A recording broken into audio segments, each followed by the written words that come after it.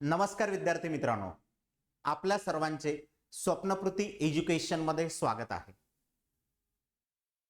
विद्यार्थी खूप दिवसापासून आतुरतेने वाट बघत होते की एसएससी जीडी ची ॲडव्हर्टाइजमेंट कधी येते। फायनली एसएससी जीडी ची ॲडव्हर्टाइजमेंट नोटिफिकेशन जे आहे तर ते आलेलं आहे। यामध्ये 26,146 एवढे पद आपल्याला देण्यात आलेले आहेत। 26,146 जे काही पद आहेत यामध्ये वेगवेगळ्या डिपार्टमेंटमध्ये हे आपल्याला पद देण्यात आलेले। त्यामध्ये आपण बघणार आहे की कोणत्या डिपार्टमेंटमध्ये किती वॅकन्सीज आहेत, त्यासोबत आपण अप्लाय कधीपासून करू शकतो, त्याचबरोबर परीक्षा साधारणतः कधी होणार आहे, त्यानंतर आपण अप्लाय कशा पद्धतीने करू शकणार आहे। तर या सगळ्याची जी काही माहिती जी आहे तर आपण या व्हिडिओमध्ये घेणार आहे। हा व्हिडिओ शेवटपर्यंत बघण्यासाठी विसरू नका आणि आपल्या मित्रांपर्यंत सुद्धा हा व्हिडिओ जो आहे तर तो शेअर करा। म्हणजे महाराष्ट्रातील पोलीस भरतीचे जे विद्यार्थी तयारी करत आहेत त्यांना केंद्र सरकारची ही नोकरी मिळवण्याची जी आहे तर एक सुवर्ण संधी आहे की आपण जी महाराष्ट्र पोलीस साठी तयारी करत आहोत त्या विद्यार्थ्यांना यामध्ये जे आहे तर ही एक सुवर्ण संधी असू शकते की महाराष्ट्र गव्हर्नमेंट बरोबरच म्हणजे महाराष्ट्र पोलीस बरोबरच जे आहे तर तुम्ही एसएससी जीडी ची सुद्धा या ठिकाणी जे आहेत तर एग्जाम देऊ शकता। यामध्ये वेगळा सिलेबस काय आहे, त्याचबरोबर वेगळं काय आपल्याला असणार आहे हे सुद्धा आपण इथे बघणार आहे। तर यामध्ये बघा आता की आपल्याला नेमकं अप्लाय कधीपासून करायचं आहे ते आपण अप्लाय कधीपासून इथे करू शकतो। तर ऑनलाईन ऍप्लिकेशनची जी काही डेट आहे ती आहे 24 नोव्हेंबर 2023 ते शेवटची तारीख आहे 31 डिसेंबर 2023। त्यानंतर आपल्याला जी काही फीस वगैरे पेड करायची याची सुद्धा तारीख जी आहे तर ती 31 डिसेंबर 2023 आहे शेवटची। त्यानंतर आपलं पेमेंट करण्याची जी तारीख देण्यात आलेली आहे ऑनलाईन फीस ज्या विद्यार्थ्यांना जे आहे तर पेड करायची यांच्यासाठी 1 जानेवारी 2024 ही तारीख आपल्याला इथे देण्यात आलेली आहे। त्यानंतर ज्या विद्यार्थ्यांना काही करेक्शन करायचे असतील आपल्या फॉर्म मध्ये तर यांची विंडो जी आहे करेक्शन करण्यासाठी तर ती 4 जानेवारी ते 6 जानेवारी यांच्यामध्ये ओपन असणार आहे। तर तुम्ही त्यावेळेस आपल्या फॉर्म मध्ये जे आहे तर ते करेक्शन करू शकता। यासाठी ऑनलाईन पेमेंटचे करेक्शनचे चार्जेस सुद्धा आपल्याला इथे भरावे लागणार आहे। त्यामुळं आपण आपला जो काही फॉर्म आहे तो काळजीपूर्वक भरा जेणेकरून आपल्याला फॉर्म मध्ये काही करेक्शन करण्याची आवश्यकता तिथे पडणार नाही। Okay, online base computer base जी आहे तर ती एग्जाम कधी होणार आहे साधारणतः तर फेब्रुवारी आणि मार्च 2024 मध्ये ही एग्जाम होणारी आहे। आता ही ऑनलाईन होणारी एग्जाम आहे कम्प्युटर बेस वरती जे आहे तर ती एग्जाम होणार आहे।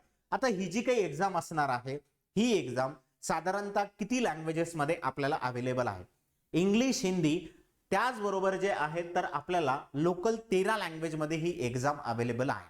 म्हणजे जे महाराष्ट्रातील विद्यार्थी आहेत ते मराठीमधून सुद्धा याची परीक्षा जी आहे तर ते देऊ शकतात। मराठीमधून आपण परीक्षा देणार आहे पण मराठीमध्ये आपल्याला नेमके कोणकोणते सब्जेक्ट अवेलेबल असणार आहेत आणि कोणते सब्जेक्ट मराठीमध्ये अवेलेबल नसणार आहेत याची सुद्धा आपण माहिती घेणार आहे। त्या अगोदर नेमकी याची प्रोसिजर कशी असणार आहे ते आपण यामध्ये इथे बघूया। यामध्ये कम्प्युटर बेस एग्जाम होणार आहे म्हणजे ऑनलाईन आपली एग्जाम होणार आहे। ऑनलाईन एग्जाम झाल्याच्या नंतर त्याची लिस्ट लागेल, ती लिस्ट लागल्याच्या नंतर जे आहे तर फिजिकल स्टँडर्ड टेस्ट आपली होईल ज्याला आपण पीएसटी म्हणतो। त्यानंतर फिजिकल इफिशियन्सी टेस्ट होईल त्यामध्ये पीईटी आपली होणार आहे। त्यानंतर मेडिकल एक्झामिनेशन आपली होणार आहे, त्याचबरोबर रिव्ह्यू मेडिकल एग्जाम आपली होणार आहे।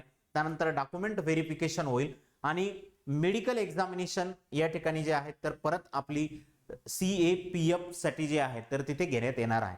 अशा पद्धतीने जे आहे तर आपल्याला 6 ते 7 प्रोसिजर जे आहे तर इथे पूर्ण करावे लागतील। त्यानंतर आपलं यामध्ये जे आहे तर सिलेक्शन होणार आहे।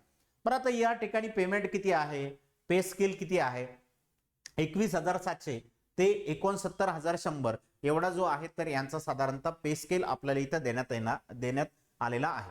आता व्हॅकन्सीज कशा पद्धतीने आहेत ते आपण यामध्ये इथं जाणून घेऊया की व्हॅकन्सीज कशा पद्धतीने देण्यात आलेले आहेत। आता BSF असेल, त्यानंतर CISF आहे, CRPF आहे, SSB आहे, ITBP आहे, AR आहे, त्यानंतर SSF आहे। यामध्ये जे आहेत तर आपल्याला ह्या व्हॅकन्सीज इथं देण्यात आलेल्या आहेत। अशा मिळून टोटल जे आहेत तर 26,146 व्हॅकन्सीज आपल्याला देण्यात आलेल्या आहेत। आता BSF मध्ये जे आहेत 6,174 एवढ्या व्हॅकन्सीज आहेत। त्याचबरोबर CISF मध्ये ज्या व्हॅकन्सीज आहेत त्या आहेत 11,025. त्यानंतर CRPF मध्ये ज्या काही वॅकन्सीज आहेत 3,337 वॅकन्सीज तिथे आहेत. त्याचबरोबर SSB मध्ये जे आहेत तर त्या आहेत 635 वॅकन्सीज तिथे आहेत. त्यानंतर ITB इंडो तिबेटियन मध्ये जे आहेत तर ते आहेत 3,189 वॅकन्सीज आपल्याला तिथे आहेत. AR मध्ये जे आहेत 1,490 येतात. आणि त्यानंतर SSF मध्ये जे आहेत तर त्या 296 वॅकन्सीज आहेत. अशा मिळून जे आहेत तर 26,146 एवढ्या वॅकन्सीज आपल्याला देण्यात आलेल्या आहेत. त्यानंतर कॅटेगरी वाईज जे आहेत तर त्या वॅकन्सीज आपल्याला इथं डिवाइड केलेल्या आहेत. त्याचबरोबर इथं सांगण्यात आलेले की मेल आणि फिमेल यांच्या मिळून जे आहेत तर टोटल वॅकन्सीज किती आहेत हे सुद्धा सांगण्यात आलेले आहे. मेलच्या वॅकन्सीज किती येतात, फिमेलच्या वॅकन्सीज किती येतात हे सुद्धा आपल्याला इथं सांगण्यात आलेलं आहे. मी टोटल वॅकन्सीज तुम्हाला सांगितलेल्या आहेत कोणत्या डिपार्टमेंटमध्ये किती आहेत ते साधारणतः त्या आपल्याला इथं सांगण्यात आलेल्या आहेत. आता आपण जर बघितलं तर याची एज लिमिट साधारणतः काय आहे. एज लिमिट आपण जर बघितलं तर ओपन कॅटेगरीसाठी कमीत कमी 18 वर्ष पाहिजे व जास्तीत जास्त 23 वर्ष एवढं एज लिमिट आपलं पाहिजे. आणि आपलं एज लिमिट जे आहे तर 1 जानेवारी 2024 रोजी कॅल्क्युलेट होणार आहे. 1 जानेवारी 2024 पर्यंत कॅल्क्युलेट करण्यात येणार आहे. त्यानंतर जर ओबीसीचा कॅन्डिडेट जर असेल तर कमीत कमी 18 वर्ष वय पाहिजे व जास्तीत जास्त 26 वर्ष वय पाहिजे. त्याच्यानंतर SC ST मधला कॅन्डिडेट जर असेल तर कमीत कमी 18 वर्ष व जास्तीत जास्त 28 वर्षापर्यंत एज पाहिजे. या सगळ्यांचं जे काही एज आहे ते 1 जानेवारी 2024 पर्यंत कॅल्क्युलेट होईल या पद्धतीने त्यांनी तिथं सांगण्यात आलेले. आता यासाठीची एलिजिबिलिटीची पात्रता काय आहे तर यामध्ये आपण 10वी पास पाहिजे. ओके, किंवा त्याचं इक्विव्हॅलंट म्हणजे मॅट्रिक्युलेशन आपल्याला देण्यात आलेलं आहे किंवा 10th पास असणं आपल्याला आवश्यक आहे. जे विद्यार्थी 10वी पास आहेत असे विद्यार्थी या ठिकाणी जे आहेत तर ते अप्लाय करू शकतात. आता त्याच्यानंतर आपण या ठिकाणी जर बघितलं तर जे विद्यार्थी NCC मध्ये होते अशा विद्यार्थ्यांना इथे रिलॅक्सेशन देण्यात आलेलं आहे. रिलॅक्सेशन जे आहे तर NCCC जर सर्टिफिकेट जर असेल तर त्याला 5% of the maximum mark on the examination म्हणजे एक्झामिनेशन मध्ये जे आहेत तर त्याला 5% जास्त मार्क इथं देण्यात येणार आहे. जर बी सर्टिफिकेट आपल्याकडे जर असेल बी ग्रेडचं येणार तर त्यांना 3% तिथं देण्यात येणार आहेत. त्याचबरोबर NCC A ग्रेडचं जर असेल तर त्याला 2% जे आहेत तर तिथं देण्यात येणार आहे. म्हणजे अशा पद्धतीने जे आहेत तर ज्या विद्यार्थ्यांकडे NCCचं सर्टिफिकेट आहे त्या विद्यार्थ्यांना नक्कीच या ठिकाणी भरतीमध्ये जो आहे तर तो इथे फायदा होणार आहे. त्याचबरोबर परीक्षेची जी काही फीस आहे ओपन कॅटेगरीसाठी फक्त 100 रुपये आहे व बाकीच्या ज्या काही कॅटेगरी आहेत यांच्यासाठी फ्री ऑफ कॉस्ट आहे. यामध्ये वुमेन्स असतील, महिला ज्या काही उमेदवार आहेत यांच्यासाठी फ्री ऑफ कॉस्ट आहे. फक्त ओपन मेल कॅन्डिडेट साठी जे आहे तर 100 रुपये फीस आहे. कारण SSC जेवढ्या काही एक्झाम घेते त्या सगळ्या एक्झामची फीस जी आहे तर ती 100 रुपये असते. त्यानंतर अप्लाय कुठून करायचं, या वेबसाईट वरती जायचंय ssc.nic.in याच्यावरती जाऊन जे आहेत तर तिथे आपण अप्लाय करू शकता. ज्या विद्यार्थ्यांनी आपला ID तिथे बनवलेला नसेल त्या विद्यार्थ्यांना अगोदर ID त्या ठिकाणी बनावं लागेल. ज्यांनी बनवलेला आहे त्यांना फक्त इथं फॉर्म जो आहे तर तो अप्लाय करावा लागेल. अशा पद्धतीने जे आहे तर तुम्ही तिथे जाऊन अप्लाय करू शकता. आता सेंटर कुठे येणार आहे, पहिलं रिजन आपलं कोणतं येते ते बघा. वेस्टर्न रिजन मधून आपण अप्लाय करतो. WR त्या ठिकाणी जे आहे तर ते आपलं रिजन येते. ओके, रिजन जे काही येणारा आहे तो आपण एक्झाम सेंटर कोणते निवडू शकतो तर वेस्टर्न रिजन मधून. मग वेस्टर्न रिजन मध्ये कोणकोणते येतात तर अमरावती, त्याचबरोबर छत्रपती संभाजीनगर येते, इथे औरंगाबाद येईल आपल्याला. त्यानंतर जळगाव, कोल्हापूर, मुंबई, पुणे, नाशिक, नांदेड, नागपूर हे जे आहेत तर आपल्याला सेंटर देण्यात आलेलं या ठिकाणी जे आहे तर आपल्या एक्झाम होणार आहे. आता ही जी एक्झाम आहे तरी पहिले कंडक्ट कोण करते ते पण लक्षात घ्या. TCSच्या अंतर्गत जी आहे तर ही एक्झाम म्हणजे की SSCची एक्झाम कंडक्ट करते. पण ज्या पद्धतीने TCSचा पॅटर्न आहे त्या पद्धतीने जो आहे तर एक्झाम पॅटर्न याचा साधारणतः असतो. आता यामध्ये एक्झाम जे आहेत तरी कशा पद्धतीने होणार आहे तर आपल्याला part A, part B, part C, part D देण्यात आलेले म्हणजे 4 सब्जेक्ट याच्यामध्ये साधारणतः असणार आहे. यामध्ये रिझनिंग हा सब्जेक्ट असणार आहे. याचे जे आहेत तर 20 क्वेश्चन आपल्याला असणार आहेत. यासाठीचे 40 मार्क असतील. आपल्याला 20 क्वेश्चन 40 मार्क असते. त्यानंतर जनरल नॉलेज आणि जनरल अवेअरनेस असं त्यांनी दोन्ही पण देण्यात आलेले. जनरल नॉलेज आणि जनरल अवेअरनेस. जनरल नॉलेज मध्ये हिस्ट्री, जिओग्राफी, पॉलिटी जे काय आहेत, इतिहास, नागरिकशास्त्र, भूगोल या विषयीचे जे आहेत तर आपल्याला क्वेश्चन्स इथं विचारण्यात येतात. तर याच्यावरती जे आहेत तर 20 क्वेश्चन्स असतील. त्याचबरोबर 40 मार्क असतील. काही चालू घडामोडीवरती सुद्धा क्वेश्चन येणार आहे. त्याचबरोबर मॅथमॅटिक्स याच्यावरती जे आहेत तर 20 क्वेश्चन येणार आहेत. त्याचबरोबर त्याचे मार्क जे आहेत तर 40 असणार आहे. त्यानंतर इंग्लिश किंवा हिंदी ही लँग्वेज असणार आहे. आता इंग्लिश किंवा हिंदी तुम्हाला एक लँग्वेज तिथे टिक करावं लागेल. यापैकी तुम्ही एक्झाम देऊ शकता. याचे 20 क्वेश्चन असतील आणि त्याचबरोबर जे आहेत तर यांचे 40 मार्क असतील. असा जो टोटल टायमिंग आहे तर तो 60 मिनिटाचा आपल्याला इथे टायमिंग असणार आहे. आता मित्रांनो एक गोष्ट लक्षात घ्या, यांनी म्हटलेले एक्झाम ही लोकल लँग्वेज मध्ये होणार आहे. तर आता एक्झाम लोकल लँग्वेज मध्ये जर होणारी जर असेल तर रिझनिंग याचे जे काही क्वेश्चन्स असतील तर हे मराठी लँग्वेज मध्ये आपल्याला अवेलेबल असणार आहे. ओके. त्याचबरोबर जनरल अवेअरनेसचे जे काही क्वेश्चन्स आहेत हे सुद्धा आपले मराठी लँग्वेजेस मध्ये अवेलेबल असणार आहेत. त्याचबरोबर मॅथमॅटिक्स याचे सुद्धा जे काही आहेत तर हे मराठीमध्ये अवेलेबल असतील. त्याचबरोबर इंग्लिश किंवा हिंदी जे काय आहे तुम्ही इंग्लिश सिलेक्ट जर केलं तर ते इंग्लिश लँग्वेज मध्ये असेल. हिंदी जर सिलेक्ट जर केलं तर हिंदी लँग्वेज मध्ये आपल्याला असणार आहे. फक्त हे 3 सब्जेक्ट तुम्हाला लोकल लँग्वेज मध्ये अवेलेबल असणार आहेत. बाकीचा जो काही एक सब्जेक्ट आहे जी लँग्वेज तुम्ही सिलेक्ट करसाल त्या लँग्वेज मध्ये तुम्हाला तो सब्जेक्ट तिथे अवेलेबल असणार आहे. त्यानंतर आपण जर बघितलं तर या ठिकाणी फिजिकलची आपली जी काही टेस्ट होणार आहे फिजिकल इफिशियन्सी टेस्ट तर यामध्ये यांनी म्हटलेले की रेस मेल साठी जे आहेत तर 5 किलोमीटर असेल. 24 मिनिट्स आपल्याला तिथं टायमिंग असेल. ओके. आणि 1.6 किलोमीटर इन द 7 मिनिट्स असेल. म्हणजे यांनी सांगितले 5 किलोमीटर 24 मिनिटात यावं लागेल. ओके. आणि 1.6 जर आले तर तुम्हाला 7 मिनिट्स तिथं असेल. फिमेल साठी 1.6 देण्यात आलेले ते 8.5 मिनिटामध्ये तुम्हाला यावं लागेल. आणि दुसरं जे आहेत तर 800 मीटर या ठिकाणी जे आहेत तर ते देण्यात आलेले. ओके. 800 मीटर जे आहेत तर ते 5 मिनिटामध्ये आपल्याला इथं कंप्लीट करावं लागेल. त्याचबरोबर रिमार्क जे आहेत तर candidate other than those the belonging to the Ladakh region. Okay. की हे रिमार्क त्यांनी लडाखच्या रिजन मधल्या विद्यार्थ्यांसाठी विशेषतः तिथे देण्यात आलेले. पुढे जे आहेत तर रिमार्क त्यांनी दिलेले आहेत.